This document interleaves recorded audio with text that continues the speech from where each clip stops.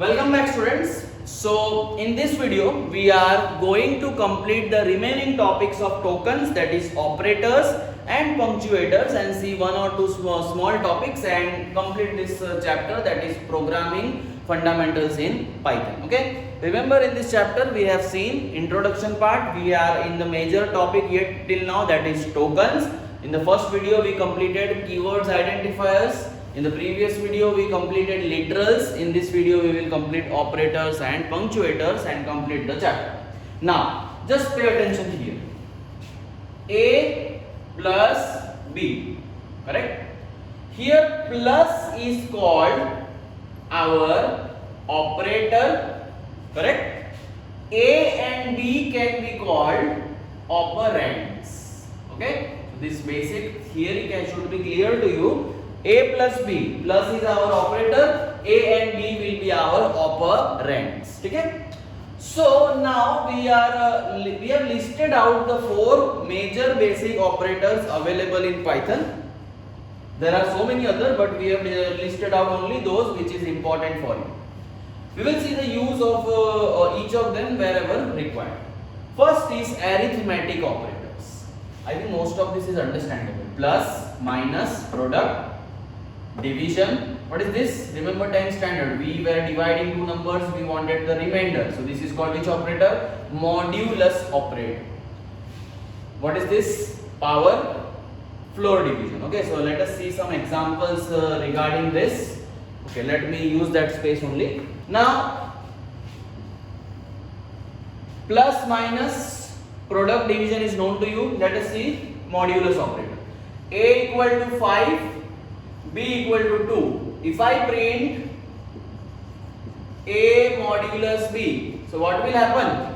What is the division of A modulus B? Answer is 2, but here we do not want the answer, we want the remainder. So that is why we have used the modulus operator. What it will return to us? The remainder. If we find the output, the remainder will be 1. Okay. Power is known to you, but let us see once. A equal to 2, B equal to 3, print A star star B. So technically what we are doing? We are doing 2 cube. So what our answer will be? Our answer will be 8. Okay. So this is how we are using modulus, and we are using this star star, that is power operator. Now let us see floor division. Floor division is not that special. It is just like division only. The main thing about floor division is it will skip the, what you can say, decimal part. So let us say one example is that A equal to 2.4 and B equal to say 1.1. Okay. So print A floor division B. Okay. We know the output will be, students, here 1 point something, correct? If we just predict verbally, the output is 1 point something, but because we are using floor division, we will always get 1.0, or we can get 1 also, because floor division ignores the decimal part. So please, one small 1 mark question. What is the, listen to me, what is the difference between normal division and floor division? Normal division, if used with float, will consider the decimal part. Under no circumstances floor division will consider the decimal part. It will always ignore the decimal part. We knew the use of this power, we knew the use of this modulus operator. So this was, students, arithmetic operators. Plus, minus, product, division, modulus. Modulus returns us the what? Remainder. Power and floor division. Difference between normal division and floor division is, floor division will always ignore the decimal part. Let us go to the second type of operator, relational operator.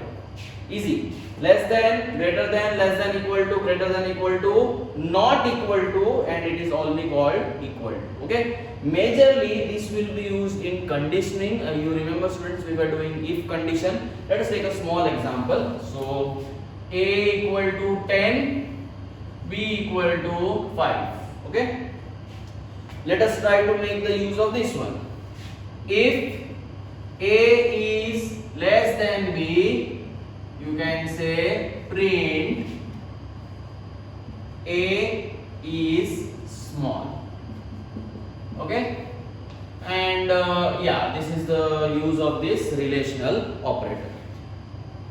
You remember students, we were also comparing numbers. So for that, if A equal to B, we were never using. What we are using? We were using this sign. This also means equal to. This is used in conditional statements. If A equal to B, print, let us say, numbers are same. Okay? So I think relational operator is clear to you. These are the basic relational operators. Why it is clear to you? Because in 10th standard we have used most of them. Less than, greater than, less than equal to, greater than equal to, not equal to. This is equal to, this is reverse of that, not equal to. Maybe in future you will use this also in your program. And normally we are not using a single equal to, we are using this while conditional statements are used. So this was relational operator. Now let us discuss assignment operators. Plus equal to, minus equal to, product equal to, division equal to, floor division equal to, this is power equal to, and this is modulus equal to. This is little important, so let us see how this actually works. Suppose I am writing A equal to 5, correct? I am writing one more statement, A plus equal to 2, correct? Now you will get confused, sir, what is the meaning of this? Meaning of this is this. A equal to A plus 2, okay? And if we are printing A, students, now see what is the output. This is the meaning of this. This will not be a part of the program, okay? A equal to 5, A plus equal to 2. What is the meaning of this? A equal to, this means this variable will come again, A plus 2, okay? So A equal to what? What is the value of A? 5 plus 2. So what will be the new value of A? 7. So on printing this, what output we will get? Or we will get the output of 7. I again repeat, understand carefully. A equal to 5. We have written this statement directly from here. A plus equal to 2. Okay. So directly you will have some difficulty in understanding. So what is the logic of this? Logic of this is A equal to A plus 2. Now what is the value of A here? 5. 5 plus 2 will be 7. So new value of A will be 7. In the same way, let us see one more question, students. Suppose M equal to 2, correct? N, we will say, take the third one. Star equal to 5 and I want to print N, correct? Let us understand meaning of this. N equal to N star 5. Understanding this? 5 is coming from here. This means M equal to M. So what is the value of M in the question? 2. So M equal to 2 star 5, M equal to 10. Whenever we are printing, our output will be 10. Okay? So this is how an assignment operator actually works. Once only you have to understand. What is the meaning of this? A plus equal to 5. What is the meaning of this? A equal to A plus 5. What is the meaning of this? Say X star equal to 3. Correct? So what is the meaning of this? Meaning of this is X equal to X star 3. Okay? So this way this assignment operator actually works. Now we are going to see the last type of operator, that is logical operator. Logical operator, I think it will be clear to you now once we have completed the Boolean logic chapter. Logical operators are AND, OR and NOT. Okay, one small example I will like to give in the form of a condition. If A is greater than 20 and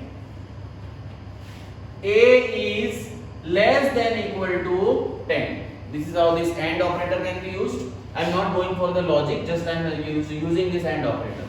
If M equal to high or M equal to hello. This way this OR operator can be used. So this will be coming to use once we start with proper programming. So these were students the operators that were actually used in Python, and remember whenever we are using like this, suppose whenever we are using A plus B, A and B are called operands, plus is called the operator. Okay, so finally we will complete this topic of tokens with the last type, that is punctuators. Okay students, so let us quickly complete the last topic, that is punctuators. These are only the signs that are available to be used in Python. Single quote, double quote, hash, this backward slash, pair of brackets, that is round, square and curly, @ comma, colon is very important, dot, this is called tilde, and equal to. Okay, I need not get into discussion of this. Yeah, one thing I would like to discuss. Sometimes comments can be used in Python program. Now what are comments? Comments are messages. Those messages will not be executed when you run the program, and for using comment this hash is used. Suppose I have a program for addition. Just see, A equal to 10, B equal to 5. So at the start of this program you can write, if you want, that this program is for addition. Okay, why we are using comment? To improve the readability of our program, so that if anyone opens your program, they can understand that this program is for addition. Now print A plus B. Okay, now here also if you want, you can write a comment that this will add A and B. So this is the small use of the hash. Okay, so students, in this chapter we majorly discussed about some fundamentals of Python programming, how do we use variables, other things. We discussed about tokens, and majorly this chapter is covered by tokens only. Tokens are data items with a fixed value, and we saw all the major types of tokens. Out of that, I think keywords, identifiers and operators are of uttermost importance. One more token we saw, that is a huge topic, that is literals, that will make you teach how to use various elements in Python. So this will be all from me for this chapter 4, Python programming fundamentals. Next time we meet, we will start a new chapter where we will see how to use looping structures in Python and how to use if condition in Python. So that will be all from me. Thank you and have a nice day.